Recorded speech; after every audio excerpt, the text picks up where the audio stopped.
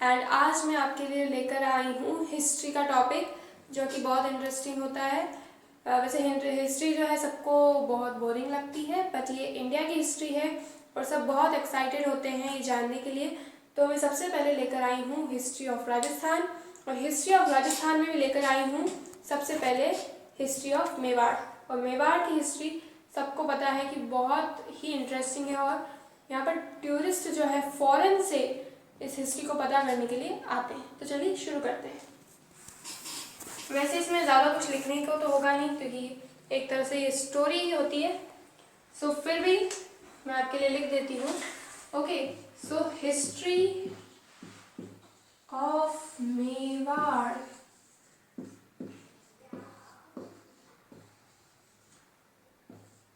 Basically Udaipur और चित्तौड़गढ़ ये मेवाड़ के जो है उस वक्त जो है क्या हुआ करते थे, कुछ पार्ट हुआ करते थे, एंड यहीं पर जो है रूलर हुआ करते थे। तो सबसे पहले जो है कौन सा ब्रिटिशर जो है राजस्थान में आया था, फाइन। सो वो हमें पता होना बहुत ज़रूरी है, क्योंकि उन्होंने ही जो है, जो यहाँ पर सबसे पहले ब्रिटिशर जो सबसे पहले आए थे, उन्होंने ही जो है मेवाड़ के बारे में जो है दूसरे जो पार्ट्स थे इंडिया के वहाँ पर बताया। दूसरे रूलर्स को पता चला कि यहाँ पर ऐसे कोई मेवाड़ जैसी जगह भी है, एंड बाद में जो है मेवाड़ को राजस्थान नाम दिया गया, एंड उससे पहले वो राजपूताना कहलाया। सो क्या क्या बातें हो सकती है, तो चलिए हम सारी करेंगे। तो सबसे पहले जो कि राजस्थान आए थे ब्रिटिशर, उनका नाम था कर्नल जेम्स टोड। ब्रिटिशर थे तो ऑफ कोर्स ब्रिटेन से ही आए होंगे, fine. And colonel James Tod जो है सबसे पहले कहाँ आए थे, 1798 में आए थे वेस्ट बंगाल। बहुत ही इंपॉर्टेंट पर्सन है ये ब्रिटिश रूलर हमारे लिए, ब्रिटिश कर्नल जेम्स टोड। इन्हें हमने कर्नल जो है हम लोगों ने ही दिया, इन्हें कर्नल कहा है, चलिए कोई बात नहीं, दिया है। तो 1798 में सबसे पहले वेस्ट बंगाल में आए, एंड देन राजस्थान में कब आए, तो 1806 में जो है ये फर्स्ट टाइम राजस्थान की एक जगह है जो शायद आपने सुनी होगी, वो है मांडलगढ़। मांडलगढ़, एंड मांडलगढ़ जो है वो आता है भीलवाड़ा में, फाइन। मांडलगढ़ कहाँ आता है, भीलवाड़ा में। तो सबसे पहले जो है कर्नल जेम्स टोड 1806 में मांडलगढ़ आए, एंड उसके बाद इनकी कहानी शुरू हुई। सो और कुछ बता देती हूँ मैं आपको कर्नल जेम्स टोड के बारे में, कि यहाँ पर ये पॉलिटिकल एजेंट बनकर आए थे। वेस्ट बंगाल में आए, एंड देन यहाँ पर राजस्थान में जो है क्या बनकर आए थे, पॉलिटिकल एजेंट। पॉलिटिकल एजेंट क्या होता है, उस वक्त जो भी सबसे पहले तो सबसे बड़ी जो कैपिटल हुआ करती थी वो होती थी क्या, दिल्ली, जो आज भी है। एंड वहाँ से जो वहाँ पर रूलर्स होते थे, और ब्रिटिशर्स जो हैं वहाँ से ही रूल करते थे, और वहाँ से ही जो है ऑर्डर्स पास किया करते थे कि आपको जो है ये एक्शन लेना है, आपको ये वर्क करना है, सब कुछ वहाँ से दिल्ली से ही जो है क्या वो होता था, रेगुलेट होता था। सो पॉलिटिकल एजेंट बनकर आए थे ये यहाँ पर, और सिर्फ इन्होंने 1 ईयर यहाँ पर इन्होंने काम किया, फाइन। 1 ईयर तक काम किया, एंड देन ये जो है बीमार हो गए, एंड देन ये फिर से ब्रिटेन चले गए। बट ये इन्होंने बहुत बड़ी गलती की। वो गलती ये थी कि हमारे जो भी इंफॉर्मेशन थी यहाँ पर, कि इस रूलर ने जो है ये कंस्ट्रक्ट किया है, यानी मतलब जिसका हम निर्माण बोलते हैं वो किया है, फाइन। किसने जो है कौन सा ग्रंथ लिखा है, जैसे बहुत सारी इंफॉर्मेशन होती थी, कौन सा जो है वार जो हुआ है, कौन सा युद्ध हुआ है, किससे जो है किस रूलर की किससे शादी हुई, किस रानी से, एंड कौन से स्टेट्स और कौन से रूलर्स के साथ अच्छे जो है क्या थे, रिलेशंस थे। तो ऐसा जो है जिस चीज़ में सारी इंफॉर्मेशन थी उसे हम बोलते हैं शिलालेख, फाइन। और ये जब जो है ब्रिटेन जा रहे थे शिप से, तो इन्होंने वो शिलालेख जो थे वो समुद्र में फेंक दिए। फाइन। सो ये सबसे बड़ी गलती की कर्नल जेम्स टॉड ने, और इसलिए हम शायद हम में से बहुत सारे लोग इन्हें याद भी ना रखना चाहें। ठीक है। सो अदरवाइज और हिस्ट्री हमारी और भी बड़ी होती। सो मैं ये बोल सकती हूँ इससे कि जो ब्रिटिशर्स थे उन्होंने बहुत सारी जो हमारी जो हिस्ट्री थी उसे डिस्ट्रॉय करके चले गए कि लोगों को यहाँ के बारे में कुछ पता ही ना चले। सो ऐसे काम भी किए हैं ब्रिटिशर्स ने। सो चलिए, ये तो मैंने बता दिया आपको कर्नल जेम्स टॉड के बारे में। यहाँ पर बहुत सारे जो है पॉलिटिकल एजेंट्स आए थे, बट वो बहुत बाद की बात है। फाइन। उससे पहले जब वैसे हिस्ट्री जो है स्टार्ट होती है 1213 से, जो है हमारे पास प्रूफ है, और कुछ हिस्टोरियंस जो हैं, जो राजस्थान के फेमस हिस्टोरियंस बोल सकते हैं हम, उन्होंने जो इन्फॉर्मेशन दी है उसके अकॉर्डिंग जो है 1213 से जो है सारी इन्फॉर्मेशन हमारे पास है, बेसिक। एंड उससे पहले कुछ पता नहीं है। कुछ रूलर्स हुआ करते थे ये पता है, बट डेट कुछ फिक्स पता नहीं है।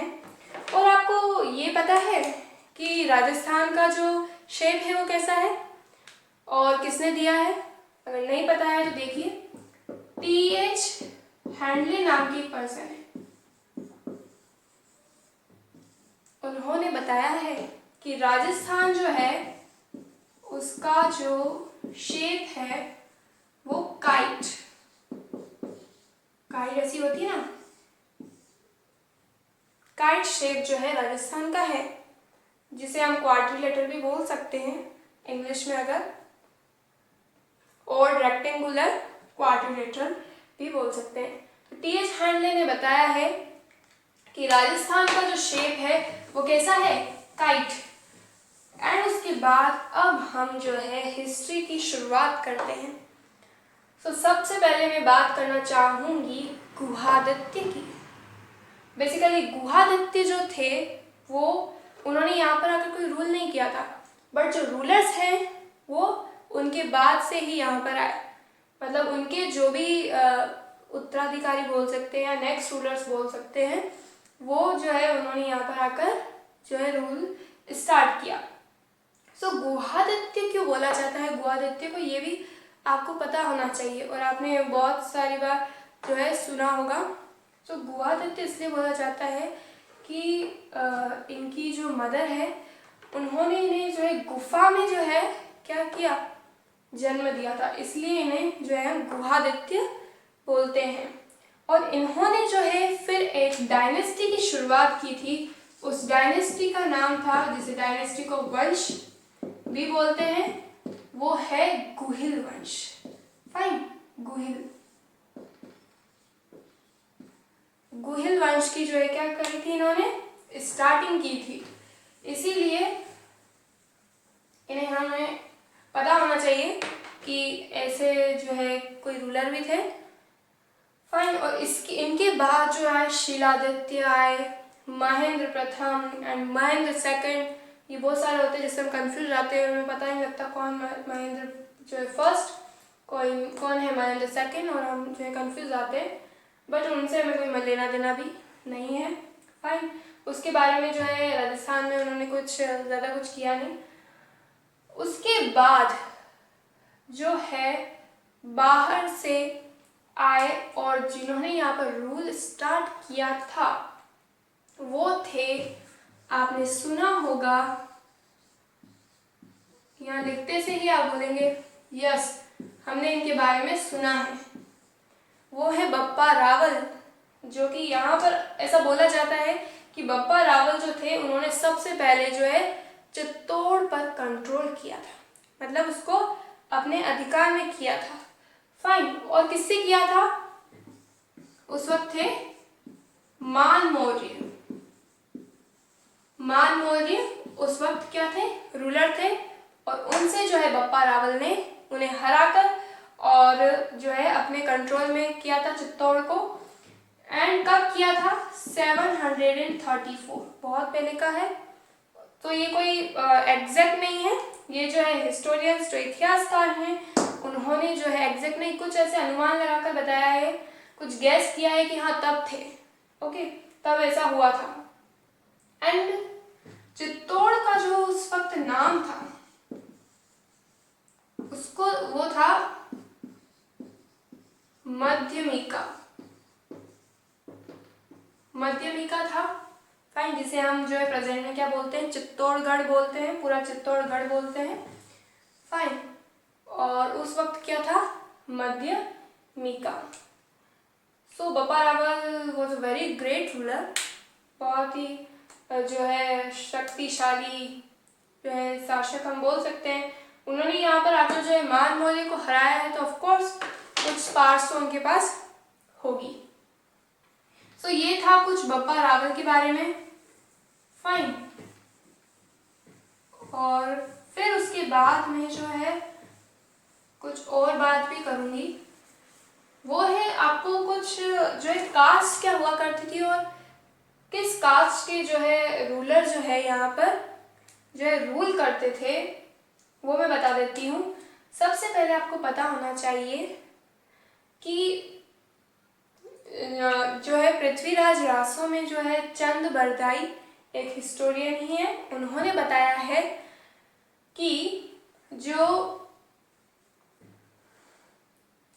विशिष्ट मुनि, एक कोई पंडित बोल सकते हैं, विशिष्ट मुनि, अगर आपको समझ नहीं आया तो मुनि जो कि बहुत तपस्या वगैरह करते थे ना, तो एक आबू पर्वत था, उस पर जाकर यज्ञ किया उन्होंने। एंड देन उससे जो है उन्हें 4 caste milli,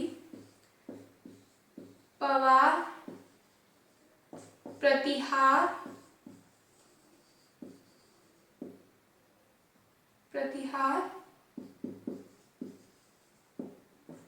Chalukya,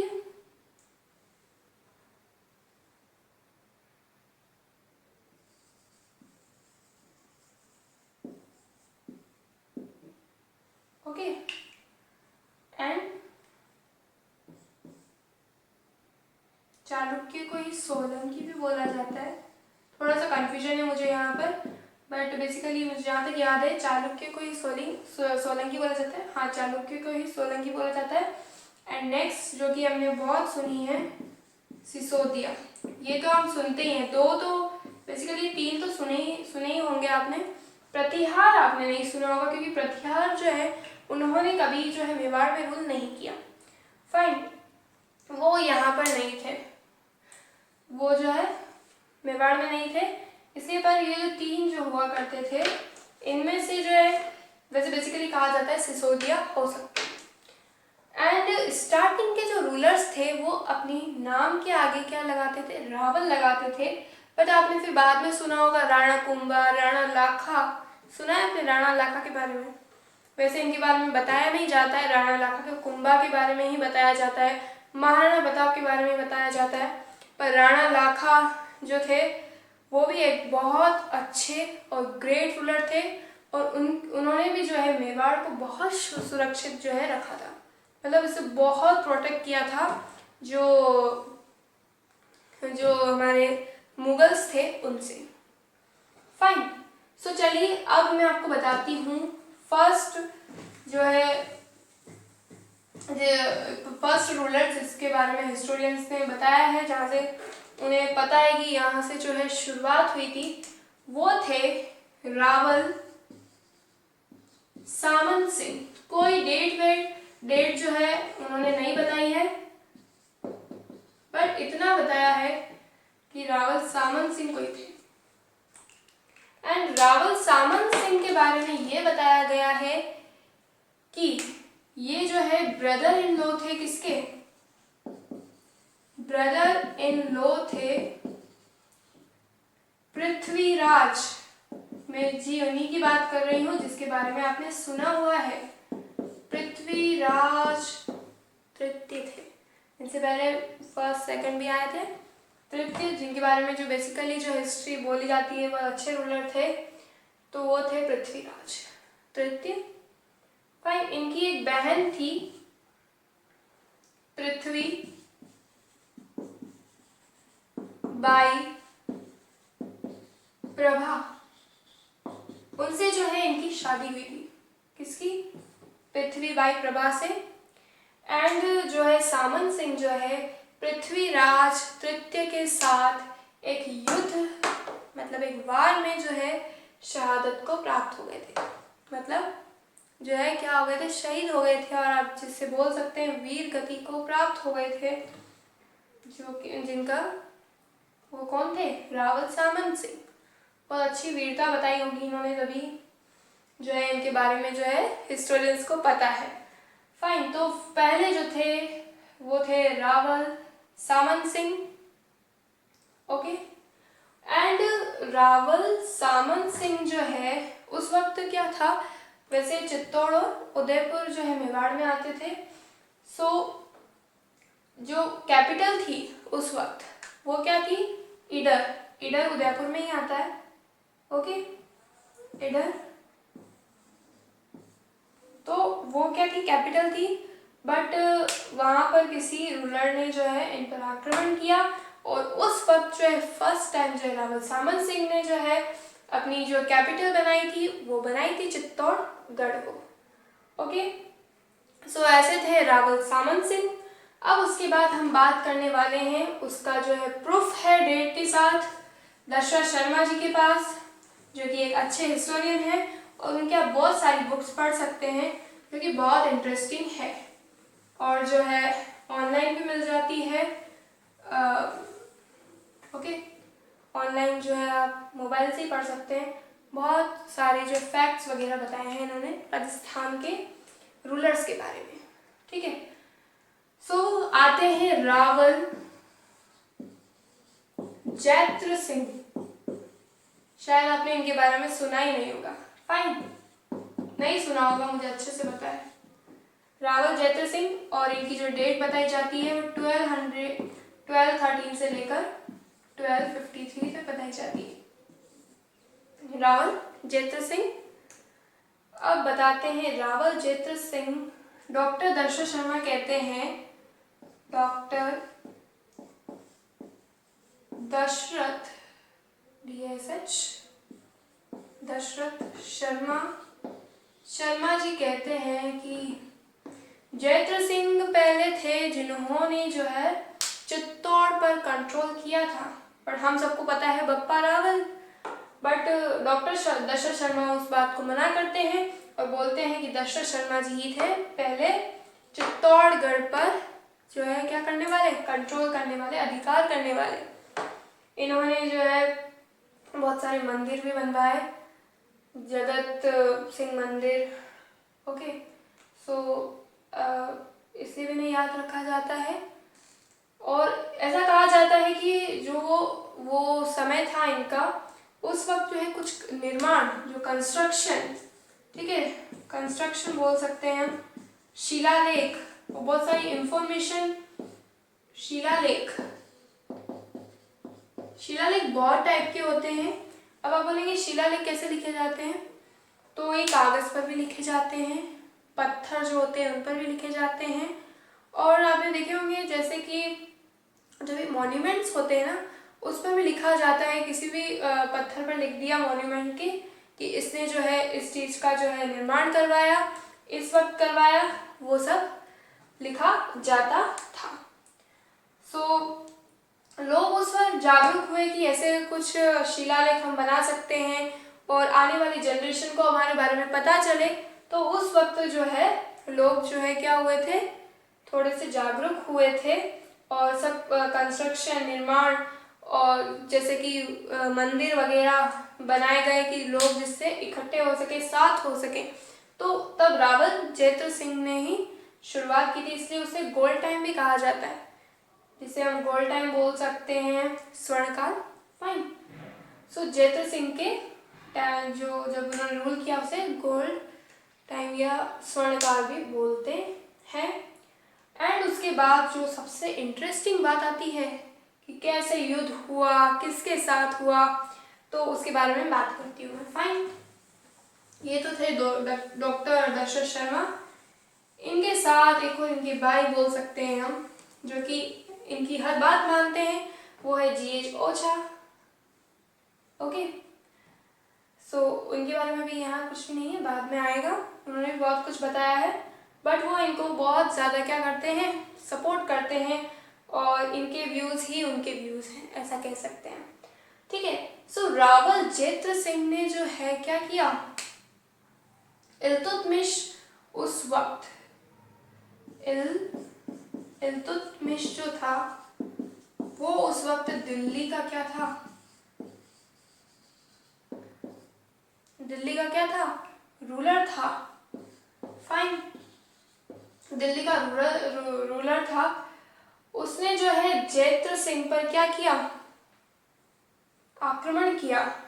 fine, and then उस युद्ध में जो है जैत्र सिंह ने क्या किया, जो है इल्तुतमिश को ऑफ कोर्स हरा दिया, एंड रावल जैत्र सिंह जो है उन्होंने जीत हासिल की।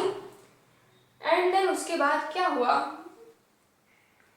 कि इल्तुतमिश के जो सोल्जर्स थे, सैनिक, उन्होंने उदयपुर में हुआ था ये जो युद्ध, एंड उसमें जो है जो सैनिक आए थे उनके साथ युद्ध के बाद, अब वो हार गया, इसलिए उसने जो है बहुत गुस्से में आकर, और जो हमारा मेवाड़ की जो बहुत सारी जगह थी, लोग थे, उन्हें जो है बहुत परेशान किया, लोगों को परेशान किया, और बहुत सारी जो जगह थी उन्हें जो क्या कर दिया, बर्बाद कर दिया, नष्ट कर दिया, और बहुत सारे जो हमारे मंदिर वगैरह थे उन्हें भी जो है डैमेज किया।